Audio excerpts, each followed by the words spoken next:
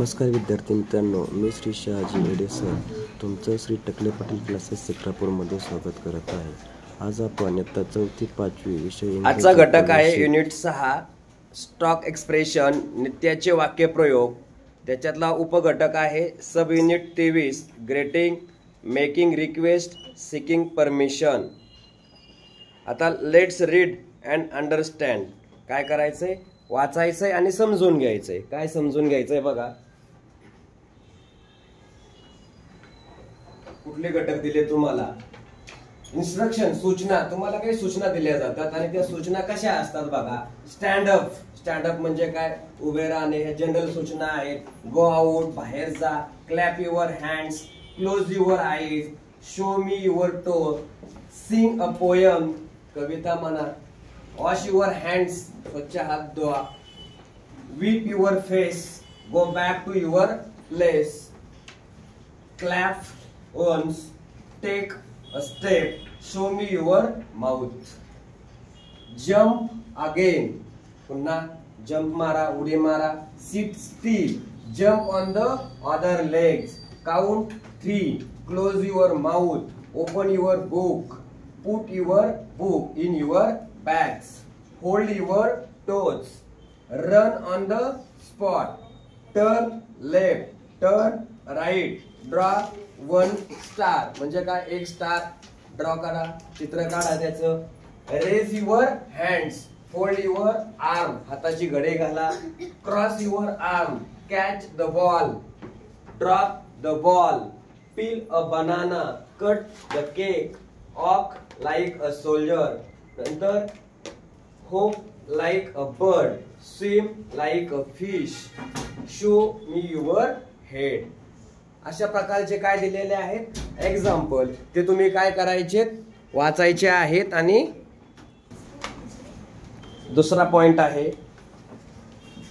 Greeting. आता greeting म्हणजे काय? जसं तुम्ही सकाळी सकाळी उठल्या काय करता? गुड मॉर्निंग बोलत जाता.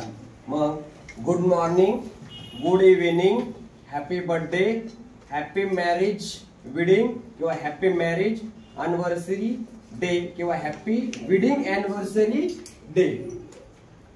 All the best, best of luck. म्हणजे तुम्हाला परीक्षेला जायचं असेल तरी सुद्धा आपण असं बोलतो. हॅपी दिवाळी, कॉंग्रॅच्युलेशन्स, बेटर लक, नेक्स्ट टाइम. हे जे आहे ते काय आहेत? ग्रीटिंग. म्हणजे अभिवादन करताना, भेटल्यानंतर आपण एकमेकांना काय करतो? हे शब्द वापरतो. दुपारी भेटलं तर काय करतो? 12च्या नंतर गुड आफ्टरनून बोलतो. संध्याकाळी भेटलो 4च्या नंतर तर गुड इव्हिनिंग बोललं जातं. नंतरचा आहे रिक्वेस्ट. रिक्वेस्ट म्हणजे विनंती करणे. बघा, will you tell please again, पुन्हा सांग, कृपया तू पुन्हा सांगू शकतो काय किंवा सांग. Can you give me your pencil please, कृपया तुझी पेन्सिल देऊ शकतो काय का देतोस काय. प्लीज हेल्प मी, कृपया मला मदत कर. याच्यानंतर परमिशन. हे झालं रिक्वेस्ट. आता परमिशन घ्यायची आहे तुम्हाला. उदाहरणार्थ तुम्हाला सुट्टी घ्यायची आहे, मग तुम्ही तुमच्या वर्ग शिक्षकांना काय सांगता? काहीतरी कारण सांगून सुट्टी घेऊन टाकता. May I come in teacher, क्लासमध्ये येण्यासाठी तुम्ही शब्द वापरले जातात. नंतर can I come with you, मी तुमच्या बरोबर येऊ का. You may leave. म्हणजे असे शब्द परमिशन देण्यासाठी वापरले जातात. हे रिक्वेस्ट करण्यासाठी वापरले जातात आणि हे ग्रीटिंग साठी काय केले जातात? वापरले जातात. आता याच्यावर आधारित आपण काही प्रश्न घेऊ. बघा, या टॉपिकवर आपण क्वेश्चन पाहतोय. पहिला क्वेश्चन आहे select the correct option for seeking the permission. तुम्हाला परवानगी घ्यायची आहे, परमिशन घ्यायची आहे. तो 2017ला पेपर मध्ये विचारलेला आहे. मग आपण ह्याच्या अगोदर काय बोललो होतो? परमिशन घेण्यासाठी कोणते शब्द त्याच्यामध्ये आले पाहिजे? मे आय, कॅन आय आणि यू मे. मग आता ह्याच्यात आपल्याला बघायचंय आय एम हा नाहीये, आय एम नॉट हा पण नाहीये, आय नाहीये. Can I go for a picnic. कळलं? याच्यात कुठला शब्द आलेला आहे परवानगीसाठी? कॅन आय हा शब्द आलाय. कॅन शब्द आला म्हणजे तुम्ही काय करायची आहे? परमिशन म्हणजे परवानगी घ्यायची आहे असा त्याचा अर्थ होतो. दुसरा प्रश्न आहे, choose the correct alternative to seek a permission. बघा परमिशन शब्द आला, तुम्ही एवढंच डोक्यात ठेवायचं, पर्यायामधून काय शोधायचं आपल्याला. परमिशन हा शब्द आला तर त्याच्यामध्ये कोणते वर्ड असायला पाहिजे. कॅन, मे, यू मे हे शब्द त्याच्यात असायला पाहिजे. आता बघा दुसऱ्यामध्ये आय म्हटलंय, कुठं दिसतंय का बघा, मे आय ओपन द विंडो. मे हा शब्द आलाय, याच्यात कोणता शब्द आलेला आहे, मे हा शब्द आलाय. पण डायरेक्ट काय करायचंय, डोळं झाकून लिहून टाकायचे. म्हणून तुम्हाला अगोदर जे शब्द दिले ते तुमचे शब्द काय पाहिजे, पाठ. आय येत नाही, प्लीज नाही, ओपन नाही, तर मे आय ओपन द विंडो, मी खिडकी ओपन करू शकतो काय. ओके. तिसरा, choose the correct option for making a request. आता रिक्वेस्ट आहे, रिक्वेस्ट म्हणजे काय, विनंती केलेली आहे. विनंतीसाठी कुठले शब्द दिले होते बघा, will you tell, can you give, please help me, असे शब्द आले तर त्याला आपण काय म्हणू शकतो, तो कशाशी रिलेटेड आहे, रिक्वेस्ट. बघा, my friend Arnav forgot his eraser, म्हणजे तुमचा जो मित्र आहे अर्णव तो काय विसरलेला आहे, त्याची काय हरवलेली आहे, rubber. And wants to draw it. मग बघा आय आलाय नाही, कॅन आय गिव्ह मी, बघा give my eraser to you, वाक्य रचना वाटत नाही. वाटते का, बोला, वाक्य रचना वाटत नाही. मग please give me your eraser हा शब्द इथं दिसतोय तुम्हाला, म्हणजेच या ठिकाणी कोणतं उत्तर यायला पाहिजे, ऑप्शन क्रमांक 2, फाइंड माय इरेजर नाही. म्हणजे दुसरं ऑप्शन याचं काय आहे या ठिकाणी बरोबर आहे. कळलं.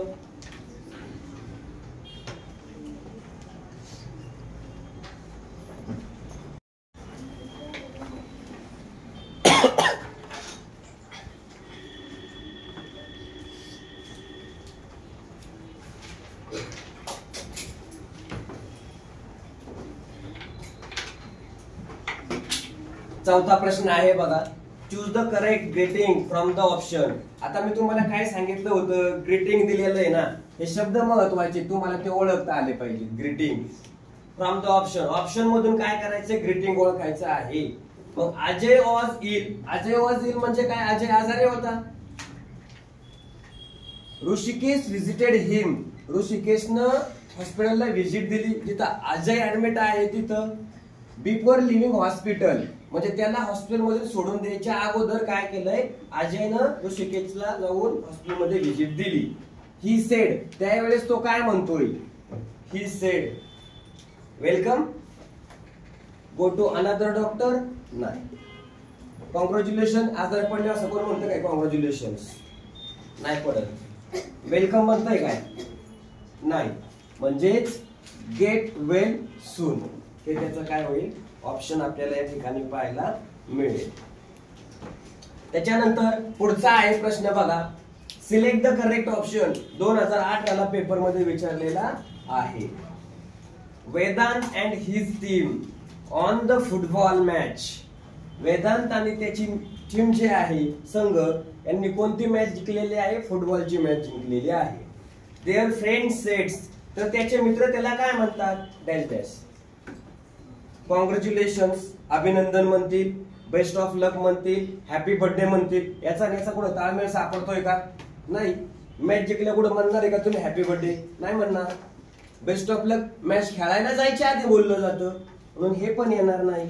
गुड बाय म्हणणार आहेत का, तुम्ही ज्यावेळेस निघून जाणार आहेत त्यावेळेस तिथं गुड बाय येईल, म्हणजे कोणतं येणार, कॉंग्रॅच्युलेशन येणार, म्हणजे अभिनंदन.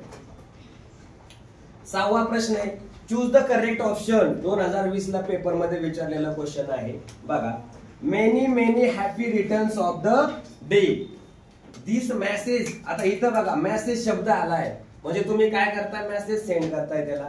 Many many happy returns of the day, मग कशाच्या संदर्भात आहे, वेडिंगच्या संदर्भात आहे का, वेडिंग माहितीये तुम्हाला, न्यू इयरच्या संदर्भात आहे का, नाही. बर्थडेच्या संदर्भात आहे का, इथं जर्नीच्या संदर्भात आहे का, नाही. म्हणजे कशाच्या संदर्भात आहे हे, कशाच्या संदर्भात, बर्थडेच्या संदर्भात, बरोबर.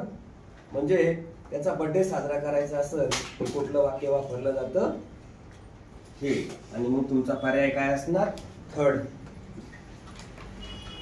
सातवा क्वेश्चन आहे, what will you say if you have made a mistake. तुम्ही एखादी चूक केलेली आहे, त्यावेळेस कुठं चूक केलेली आहे, याच्यात चूक झालेली आहे ऑप्शन मध्ये, ती तुम्हाला काय करायची, शोधायची. म्हणजे तुमच्याकडून काही चूक झाली तर तुम्ही काय म्हणणार, त्याला थोडक्यात असं म्हणणं आहे. तुम्ही काय म्हणणार, असं म्हणणार इट्स ओके, म्हणजे तुम्ही चूक करायची त्याला म्हणणार इट्स ओके, चालेल का, नाही. इट्स ऑल राईट, चूक केले ऑल राईट म्हणणार आहे का कोण, नाही. I am sorry, don't worry, don't worry म्हणणार आहे कोणी, नाही म्हणणार. तुमची चूक झाली तुम्ही सहज म्हणता ना सॉरी, फक्त काय लावायचंय पुढं, आय एम सॉरी. म्हणून त्याचं उत्तर कोणतं आहे, तिसरा पर्याय आहे.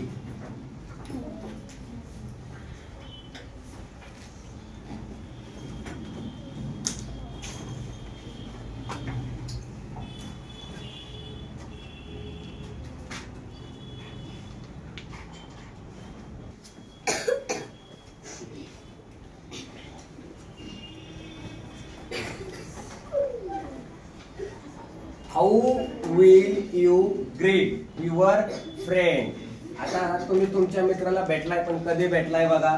If you meet him or her at the 8 o'clock, 8 o'clock in the night, रात्री 8 वाजता तुम्ही तुमच्या मित्राला भेटलाय, त्यावेळेस तो काय म्हणणार, तो आपल्याला काय करायचं, ऑप्शन चॉईस करायचा आहे. गुड मॉर्निंग रात्री तर म्हणू शकत नाहीये, गुड नाईट म्हणू शकत नाहीये, तो गेलेला नाहीये. गुड आफ्टरनून दुपारी बोलतात, गुड इव्हिनिंग, म्हणजे कोणता ऑप्शन आहे, 4 नंबरचा ऑप्शन आहे गुड इव्हिनिंग. 9वा प्रश्न आहे, which expression will you use when you see an unusual or surprising things. तुम्ही एखाद्या मित्राला काय करताय, सरप्राइजिंग देत आहात, म्हणजे तुम्ही एखादी नेहमीपेक्षा वेगळी किंवा आश्चर्यकारक गोष्ट पाहिलेली आहे, तर तुम्ही कोणता वाक्य प्रयोग त्याच्यामध्ये करणार आहात. हाऊ नाईस येणार नाही. व्हॉट अ सरप्राईज, काय सरप्राईज आहे हे तुम्ही म्हणू शकता. आय सरप्राईज नाही. व्हॉट अ थिंग्स नाही. म्हणजे याचा ऑप्शन क्रमांक कोणता, 2. व्हॉट अ सरप्राईज हे तुम्ही म्हणू शकता. 10वा प्रश्न आहे, what will you say if someone thanks you. बघा 10वा प्रश्न आहे, what will you say if someone thanks you. एखाद्याने तुमचे आभार मानले तर तुम्ही काय म्हणाल, तुम्हाला तो म्हटला बाबा थँक्यू, तर तुम्ही काय म्हणू शकता. बघा सॉरी तर म्हणणार नाही, थँक्यू व्हेरी मच असं म्हणणार आहेत का त्याला, थँक्यू व्हेरी मच असं सुद्धा म्हणणार नाही. मग काय म्हणतात, यू आर वेलकम. तुम्ही काय म्हणणार आहात, you are welcome. Don't worry पण म्हणणार नाही. 11वा प्रश्न आहे, how will you ask the time to a stranger. बघा आता एखादा परका माणूस तुम्हाला भेटलाय किंवा परक्या माणसाला वेळ विचारण्याकरता तुम्ही कोणता वाक्य प्रयोग करणार आहात. तुमच्या तो ओळखीचा नाहीये, त्याला आपण परका माणूस बोलतो. त्यावेळेस त्याला तुम्ही विचारू शकता किती वेळ झालाय, काय वेळ झालेला आहे, तर कसं विचारणार. Have a watch, what time, tell me the time, what is the time please. आज्ञाधारक वाक्य म्हणजे इथं आपण काय म्हणू शकतो, व्हॉट्स द टाइम प्लीज हे म्हणणार नाही. दुसरं नाही, तिसरं नाही, तर पर्याय कोणता असणार, चौथा पर्याय असेल. 12वा क्वेश्चन आहे, choose the correct sentence for seeking permission. आता बघा इथं काय म्हटलंय त्यांनी, सिकिंग परमिशन काय करायचे आपल्याला, म्हणजे परवानगी मागण्याकरता योग्य वाक्य कोणतं आहे ते चॉईस करायचं आहे. Will you help me please म्हणू शकतो का, नाही. डोंट शाउट नाही. Can I come with you हे तुम्ही त्याला म्हणू शकता. बघा can I come with you, मी तुझ्या बरोबर येऊ शकतो. व्हॉट्स द मॅटर नाही. काय भानगड चालले, मॅटर म्हणजे काय, भानगड घटना एखादी, त्याला आपण म्हणतो व्हॉट्स द मॅटर. ओके, हे झाले 12 प्रश्न.